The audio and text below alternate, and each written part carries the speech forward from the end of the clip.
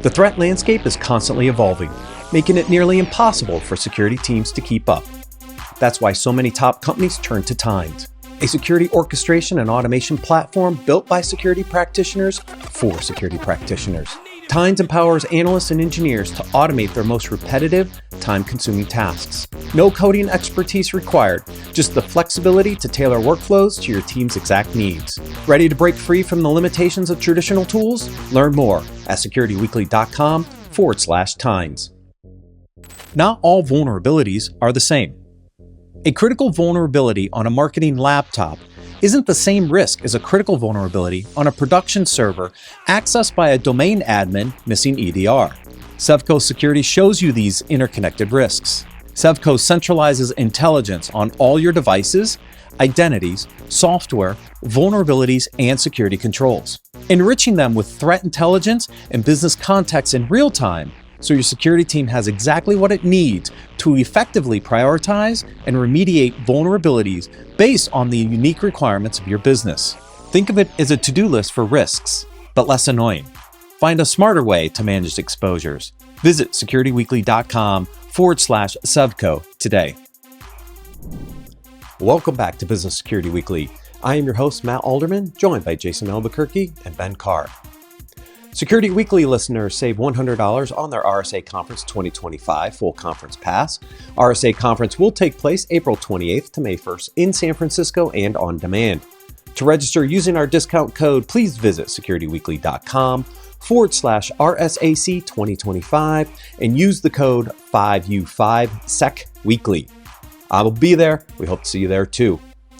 All right, gentlemen, let's break into our articles this week. So the first article I brought in is the CISO as a business resilience architect. Now, I know Randy. Randy and I worked together at Qualys for a few years together. We were both there, and he's gone off and done some other CISO work.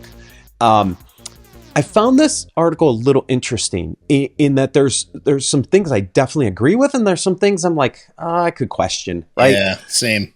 Yeah. I mean, we can all agree it's been a tough few years for the CISO, right? I mean, with regulation, legal changes, we're starting to turn into this culture of blame where, let's point all fingers towards CISO when breach happens or privacy issues happen or something like that. So we know that it's been a tough year, and we know that we ended last year with CISO sitting back saying, hey, wait a minute. Is my job going to be gone the next time we have a security incident? Am I going to have, personal liability, legal liability, and all of these different pressures? Yes. Right. Like you, Matt, though, I sat back and I looked at it and I said, this article talks a lot about threats evolving, but does not talk about risks evolving, because not every risk is a threat. Right. It's not coming from a nation state or a hacker. There are privacy issues that you can be running into with your AI deployment, where you're leaking information because you haven't secured your data estate. There are insider risk issues that could be happening. So risk is way more than just threats from hackers, from malactors, from nation states. So I think it was cut a little short in kind of that broader view of what the CISO responsibility is and should be. And it really focused on technical threats. Yeah, it did. But there was a couple things I wanted to touch on, because he poses a couple interesting questions. Is the CISO role going to fragment or converge? And we've talked about this, yes, right, on 100%. This show. Are we going to see the role split in two, or are we going to see some level of convergence? And I think it might split, right? Like, because I don't know that the role has elevated enough yet in certain circumstances to actually converge. Yeah, and I think go ahead, Ben. Sorry. No, I just say I think it depends upon where you mean converge, right? And what do you mean split, right? Like the challenge is, like, this is not a one size fits all to everybody. It depends a lot about what's the type of the organization, what are the risks and the threats that you face, who's the CISO, what's the rest of the C level look like. I mean, there's so many variables, and that's what, it's like when you talk to a recruiter and they ask, like, well, what would be the salary that you need? Like, it's not all about salary. Like, it's about a whole bunch of other things, right, that I need to know about. And so I think as you go up that chain, you realize that. And for me, like 3 years ago when I took a role as a CISO, and the question of like, hey, can you also be the CIO? Like, I think that was really early, but I'm hearing so much of that now. I'm hearing so many people say, and I've heard, I've talked to some major recruiters when I'm out at these conferences and stuff, and they've articulated that, right? That they've said, yeah, we're seeing like a lot of roles, especially technology companies, say, hey, we want the CISO to run IT as well because it makes sense. And so that for me is convergence, right? Yeah. You see like a chief AI officer, like they call in the article, or you see chief risk officer. Like, yes, some of that stuff may split off into other things, but I definitely do think that there is an essence of convergence right now, and it does align that way. I think it depends how you set yourself up too. So I see Jason nodding his head. You must agree somewhat, but yeah. Yeah, I mean, you and I went down the same path, right? I mean, I was a CISO who, was able to align risk and cybersecurity strategy and the program to the business to the point where the CEO and the board looked and said, I need you to do the same thing with our IT team. Take the CIO role. And the caveat for me was I will never lose the CISO role. The CISO role comes with it, and it will be the foundation of everything we do. But yes, I will take it as long as that security portion of it stays a priority for this organization. I didn't want to water that down. So that was the key for me to be able to take that role. But I think from a business benefit, from a risk management benefit, from a comprehensive and well thought out structured program side of the aisle, I think it has to converge. Otherwise, we're backpedaling. I think we're taking steps back if we start splitting the role out. Because what do we talk about on this show all the time? CEOs are cutting down the level of people, the amount of people who report to them. They already have too many executives on their team. It will water it down because you're going to have CEOs saying, I cannot have 15 direct reports. Not a thing, not going to happen. So then but I think will be between the. I think in the wrong org, Jason, in the wrong structure, in the wrong alignment. Yeah, I do see some of that happening, right? Where I see this backpedaling of, maybe we don't need a CISO, maybe we just need a director or a head of, right? Like that's also been a trend. And so, I think there is a split in the industry that's happening of, hey, we're going to go low, and hey, we're going to go higher. And I think that gap is going to widen out. And I think when you're thinking about this role and where you're going to go, you really need to think about that and where you want to be. Like, moving down the line. In the future will show which side of the aisle is more successful. And I can guarantee, at least if I were a betting man in Vegas, my bets will be on the organizations who have the direct contact, influence, and ability to have direct conversations around risk with the CEO and the board without a filter. Jason, we are headed in the right direction when we start to see odds and FanDuel on this topic. That's right. Then people are talking about it. Like, that's what I want to see. I love it. Because if you look at the Fortune 500, we're split roughly half and half, right? That's what I'm saying. If I don't see the Fortune 500s doing this, what does it maybe the Fortune 500 isn't the right benchmark to compare to, but I see it today in some of these public companies, and we're not moving to convergence in some of those cases. So that's why. But Matt, wouldn't you agree that in the Fortune, like, again, this is devil's in the details here, right? But it's kind of a split of like, there are Fortune orgs who are very forward thinking about technology and where they're going. And there are a lot of Fortune orgs that are kind of, the size and inflexibility makes them just so slow to respond that they end up being behind the eight ball on all this stuff, right? They're trailing the market as opposed to leading it. And the flexibility in smaller tech companies, I think you're going to see it there first. So if it was me, if I was the betting man and going to FanDuel, look at the more agile companies first, see where success goes, and then I think you'll see followers on the Fortune side. But that's just my thought. No, I agree. So. I agree, Ben. It's one of those scenarios where you're an organization so monolithic you can't get out of your own way, right? And trying to make decisions is like an act of God. It's like moving, moving an aircraft carrier. Yeah. Agreed. Next article: Smart Cybersecurity Spending: How CISOs Can Invest Where It Matters. Now, again, there's parts of this article that are good. There's parts of this article that are just wrong. When I look at common areas of overspending, right? tool overload, underutilized technologies, and compliance-focused spending. I agree with almost all of those, right? Yep, like agreed. we see this, right? Like I totally agree. But then I look at areas that need more investment. I'm like, oh, not really. Like some of these, not so much. Right. Well, we know already that traditional security training for people does not work.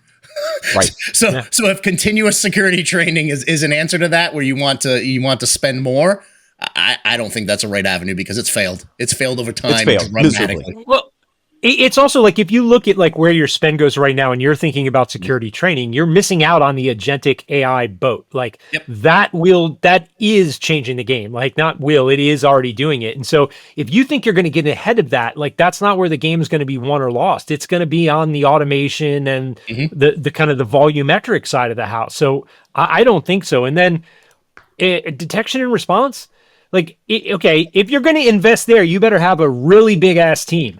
Because the only thing to do with detection and response is have somebody that can analyze it, look at it, figure out where to go. And that's not 90% of companies. I looked at that one and I said, see above, overspend, underutilized tech, and tool overload. That's like literally, I put it as see above. It's what we've been doing for the last 10 to 15 years, right? Yeah, not working, right? Right? Now, his budgeting recommendations, adopt a risk-based approach. Absolutely. Understand where your biggest risks are and prioritize spending around those. Yeah, absolutely. But I'm telling you, it's not the 3 areas you mentioned above in most cases, right? Engage in continuous assessment. Yes, I think there is a lot of play in automation and removing manual efforts and giving you foster cross-department collaboration. Yes, right? We talk about that all the time on the show. So his recommendations are spot on, but the areas he talks about investment is not. If you're using a risk-based approach, I'm going to tell you right now, the 3 areas you outlined above that you need to invest more in are not your top 3 risk areas. They won't be. It won't be. And that would have been really interesting had he put in his more investment, look at the evaluation of your risk. Yes. And then figure out the appropriate investment to make. Like do your research first. Exactly. Right? 100%. Like why doesn't anyone ever say that? It's like, let me give you 3 things that anybody could figure out, but aren't specific to you. Right. Yeah. Agreed. This next article, we might create some fireworks with this one. Grading CISOs, effective metrics and personal growth strategies. Okay. So I pulled this article in because Dan Lorman wrote an article. I pulled up the original article and I have it here in the series of things and some other stuff. But when I start reading through this, I'm like, all these vendors like Security Scorecard out telling me what the metrics to measure your CISOs against. And I'm like, no.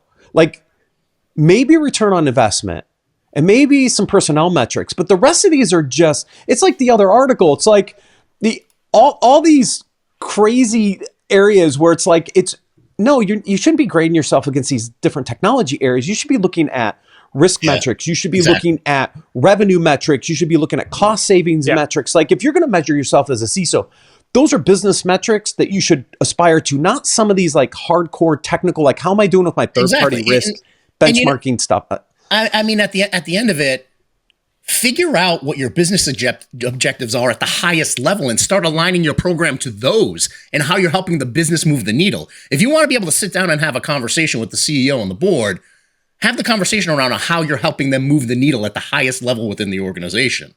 If you're running your organization on 30 different metrics and 28 of them are all technical metrics, you're never gonna move the needle with the business. You're never gonna show where you're adding value. And the majority of those, like you said, were technical KPIs. Yeah. I'll tell you right now, a board does not give a crap about how many phishing emails you've thwarted. No. They don't want those numbers. They want to know what your spam filter stopped. They want to know how many endpoint detection and response alerts that you got over the course of the last 30 days or the last quarter. If you're having that conversation, you've become noise. Guaranteed you've become noise to the board or to the executive suite. And your role is going to be fragmented, not converged. That's right. Right? 100%. Yeah. Yeah. I mean, that's a true tell sign to me. Like if you're talking technical metrics at the board level, you're in a fragmentation environment. Like you're the job's going to get split. I mean, in all honesty, when I looked at all these links that went off to all these other sites about the different KPIs and metrics, I ignored that part because I knew it was just going to go off and be vendor metrics and all these other, metrics that people, it's about trying to influence folks into a certain way. But the part of the article that I liked was actually when you scroll to the bottom. And it was almost the debate between Lohman and Terashenko, Dmytro Terashenko, who wrote an article basically trying to add to Lohman's original article that he wrote in 2018. Right. And that back and forth was a lot more interesting than going through the different KPIs that he put out there.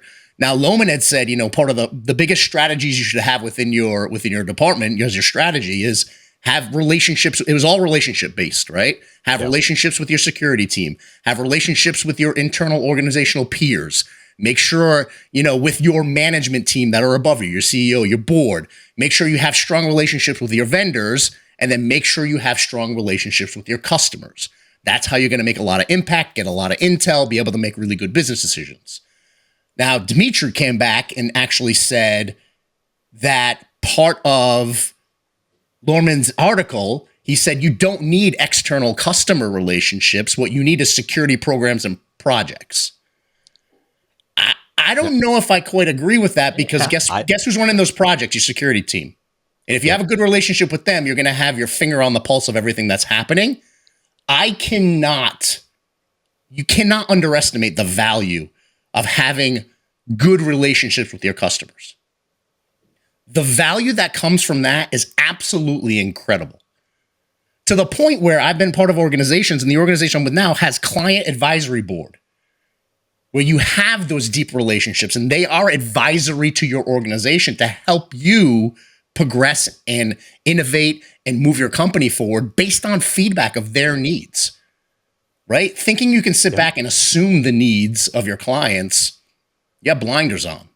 You need to have a relationship to build that. So I think the external customer relationship is key. Absolutely. Yeah, I would agree with that. Yeah, and Ben, you've got a lot of experience with this, but so do I from a product perspective. Like, I have to go out and meet customers. I have to understand the problems they're trying to solve and the things I have to put into software, right? Like, that comes from the customer. If I just sat here all day long dreaming up what I wanted to build and it wasn't aligned to customers, I wouldn't sell any software. No. Yeah, so that's in essence a little bit where I was going to go from where Jason was saying is like if you think about, so I think about your external customers as both your internal business customers, right, and your external customers. If you go into the board and you say, hey, look, we're doing this amount of vulnerability management, we're doing, here's our incident response, like they don't care, right? And if you go into your internal customer base and you ask them, what do you want? In essence, they're always going to say, I want less security because I want to do things faster, quicker, better, and you're in my way, right? But if you take the external customer perspective and some internal perspective of saying, like legal, right? HR, hey, I need you to do X to make sure our security is up to this level of compliance, control, whatever it is. And your external, this is my expectation of you as a customer. And you measure that then against what you're delivering internally and explain that to your stakeholders that this is essentially the basis and the ask, then I think you're setting yourself up for better success because you've got something to say, this is why we're doing it, not just because we think it's better security. There is no better influence than coming to the table to say 80% of our revenue base, our customers, are saying we need XYZ. Yeah. And the potential loss of revenue as a result if we don't do it. Exactly it, right? And we talk about it all the time. Leverage the financials as an influencer, as a strength, right? Be able to partner with the CFO and say, hey, if we lost these 150 clients, what would that do to our revenue? Yep. Agreed. Next article, burnout in cybersecurity, how CISOs can protect their teams. This one, when I look at managing the workload requirements, like these are things I do, right? Like, this is it's a pretty spot on. And now there's some things down in the very, very bottom that gets into the technology stuff, which it's like, okay, that's a little slant. But I mean, when you think about, look, it talks about adopting a risk-based approach, like, oh my gosh, people are starting to listen, like, solve your biggest risk first. Like, not everything's an emergency. I mean, the reality of it is a lot of the items in managing the workload and building a sustainable on-call culture. Those are things that we're typically okay at. I think the things that fall under the radar are the more human elements of recognizing signs of burnout within people. That's the hardest thing, because we're all flying 1,000 miles an hour, and we need to be connected enough to our staff to notice, recognize emotional changes, cognitive changes, disengagement. Have they been taking a lot of sick time? Is there a physical change in them? Right? I mean, those are the things that we don't do a great job at. You really and don't. you have to build that in your leadership team You too, do. right? Like in your managers and the That's senior right. leadership in cyber, like you have to push that down to make sure that they're bubbling that up and not masking it. Because I've seen a lot of that go on. Yeah, I mean, automation is great. Outsourcing some of the menial tasks is great. You know, making sure that folks have, you know, meeting slots that they're not on meetings, right? So it's a no meeting block that you can have. Great. We do that from an HR perspective. We do that from a technical perspective. But without that strong relationship and knowing when someone is just off and being able to ask the question, is everything okay? We don't do a great job at that. We need to do better. Both self-awareness and awareness for Exactly. others. Yeah, I think the big one that a lot of leaders struggle with is self-awareness of those signs to keep your mental state in check. Yeah. Yep. You can't take care of others if you're not taking care of yourself. Exactly right. I love this next article. I'm going to read it. I'm going to say my comments and I'll let you. The pandemic proved that remote leadership works. Yes, but get back to the office. Yeah, right. Right? Like, you know, I will be one of the first to say that it's been 5 years at this point.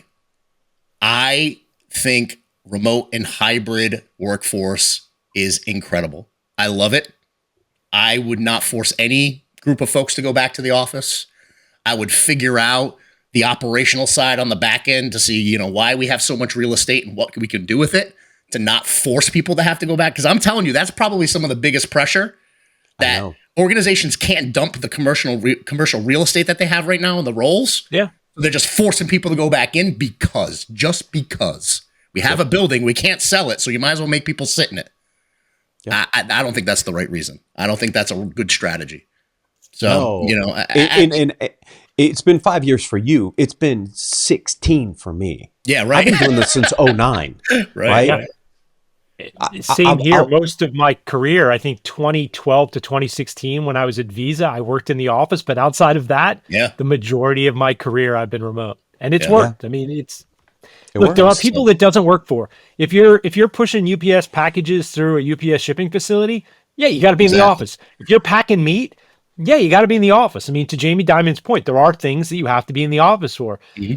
But I don't think if you're not doing something that requires you to be there, why are we forcing people to live that existence, right? Like, we have the tools. We can build them stronger. Exactly. And I just said why. It's all about the money. Follow the money. The organizations who are pushing for that are organizations that have a ton invested in commercial real estate that they can't get rid of. Yep. Yeah. That was the collapse. Yeah. It was the commercial real estate side that took the hit on this one. Yeah, for sure. Quick communication one here. Active listening versus passive hearing. Why it matters in communication. We've covered this topic a lot. I love to pull these articles in because it's a good reminder. Folks, active listening is the way to engage in your conversations. Yeah, 100%. I mean, you know, it's when you're sitting there and you're just hearing someone, that means you're not fully engaged. And there's nothing more frustrating for me in a meeting when you have folks sitting around a conference table, sitting on a remote session, and that you can tell they're off doing other things. They're messing with their cell phone. They're sending an email. They're browsing the internet. That is not active listening. That is not active engagement. That is not being able to understand fully and commit fully to what's happening in that meeting. And at the end of it, this was a reminder for me because number 5, I think I'm going to use moving forward on testing folks on whether or not they were paying attention. And I'm going to ask folks within the meeting, can you do me a favor and reflect on the meeting and clarify the things that we were talking about and tell me the action items that we have coming out of this? Right. I'm going to use it as a test. Yeah. It's a really good way to kind of like, did you pay attention? Yeah, 100%. Did you take notes or were you over texting? Right. I'm sure you never planned this map. This aligned really well with the previous article, right? Like, yeah, as we move remote, you need to figure out how to engage more with people. Yes. And the challenge is we just have these meetings where people are hanging out and now you've got the distractions of other stuff going on. Yeah. You're not focused in the meeting. And so, you drift out because it's easier to, because you're not stuck in a room with just people who are just in the meeting, right? I think this is one of those things where people, when they say remote work doesn't work, it's because they're not trying to figure out how to engage people in the discussion. And if you don't need people in the meeting, don't make them attend. Yeah. You bring up a good point, because the other thing that we've gotten away from, Ben, is that we don't have set meeting agendas to keep everybody on time and on task. Yeah. I've noticed we've gotten so lax with put a meeting invite out there, put a subject of what it's going to be about, and then it's just freewheeling. Let's open it up to the conversation. How many meetings have you gone to where you're like, you may not totally be actively engaged, but 15 minutes in, you pop your head up, you're like, what are we here actually talking about? Just do? That's right. Is anything going on? Is there an outcome we're looking for? Or are we just here because everybody's home and they want to talk to somebody else? Yeah. We're getting to the point of meeting overload and meetings for the sake of meetings versus meeting for the sake of outcome. Right. Yep.